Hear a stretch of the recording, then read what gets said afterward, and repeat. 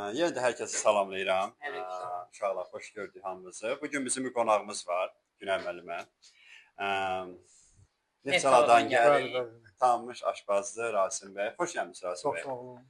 Minnətdaram ki, qonağımız kimi olmusunuz. Həm dərsə baxır, həm öz fikirlərini bizlə bölüşür. Bəli, biz YouTube səhifəsində də danışırıq. Bəli. Danışırıq. Yəni bəzi yeməklər var ki, müzakirə edirik. Soslar var ki, onu da müzakirə edirik. Bəli. Lap yaxşı.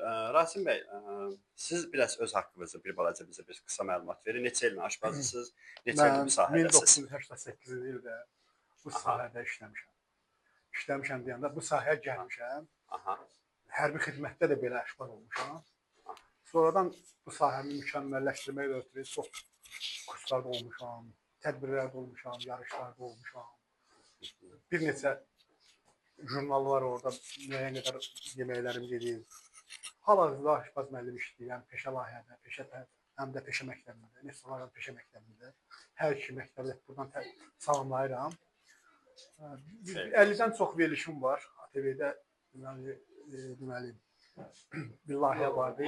Maşallah. Yox, biz o qədər populyar deyilik. 50-dən çox fəaliyyətlər yaxşıdır.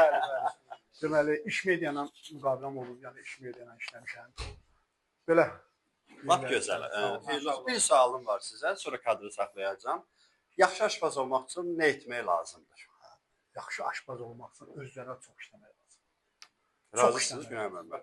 Çünki aşpaz sahəsi elə bir sahədir ki, bu yeməklər hamısı bir-birindən sintez təşkil edir. Mən bayaq bunu danışdım sizə. Bu yeməklər lap qədimdən gələn Azərbaycan mətbəxi. Demək olar ki, o aşpazlar həm həkimlər oldular. Çünki yeməklərin tərkibi elə uyğunlaşdırırlar ki, heç bir orqanizmə ziyan verməsin. Başa düşdünüz?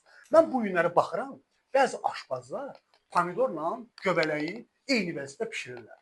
Siz baxın, eyni tərkibli, amma onun xarab olma dəqiqəsinə baxın. Neçə dəqiqədən sonra tullandır. Onu saxlamaq qəti olur. Mümkün olan bir şeydir. Mən baxıram, biraz da bəzi rəylərdə yazıram qarası dedim, olmaz, bəzi şeylər var ki, onlardan düzgün istifadə edilir. Bizdə belə düzgün istifadə olunurdu Azərbaycan mətbəxində. Bu Avropadan gələn bəzən yeməklər var ki, manastır sayağı, elementar olaraq onu biz yada salırıq ki, manastır sayağının üzərində həm göbələk var, həm pomidor var. Yəni ifiliso, pendir, mayonez, qaymaq. Salat deyilən bir şey nədir? Neçə dəqiqə yeyilməlidir? Salat masaya gəldi, həmən yeyilməlidir. Deməli, saxlanma müddəti olmayan. 20 dəqiqədir salatın. Saxlanma müddəti olmayan yeməklərdən istifadə edirsən. Amma sən onu yemək kimi istifadə eləsin. Sən onu saxlanma müddətində yeməyə istifadə eləsin. O insan orqanizmini məhv edən bir şey, yəni tərəvəzlər ikisi də.